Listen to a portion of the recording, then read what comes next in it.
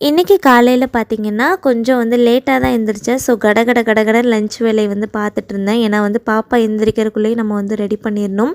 லஞ்சுக்கு கீரை கடையிலும் அண்ட் வந்து அதலக்காய் பொரியலும் பண்ணலான்னு சொல்லி தான் ரெடி பண்ணிகிட்டு இருந்தேன். இந்த அதலக்காய் பார்த்திங்கன்னா யாரெல்லாம் பார்த்துருக்கீங்கன்னு சொல்லி கமெண்ட்டில் சொல்லுங்கள்.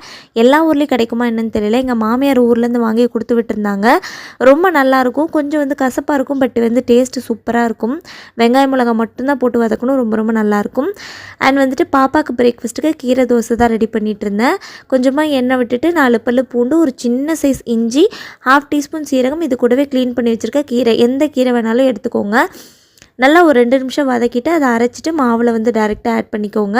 நல்லா கலந்துட்டு நெய் இல்லைன்னா எண்ணெய் விட்டு தோசை ஊற்றி கொடுத்திங்கன்னா சாப்பிடுவாங்க. ஒருவேளை கீரை டைரெக்டாக சாப்பிடாத குழந்தைங்களுக்கு இந்த மாதிரி பண்ணி கொடுத்தா வந்து சாப்பிடுவாங்க. அண்ட் பாப்பாவும் வந்து சூப்பராக சாப்பிட்டா. ட்ரை பண்ணிவிட்டு எப்படி வந்துச்சுன்றதை கமெண்ட்டில் சொல்லுங்கள்.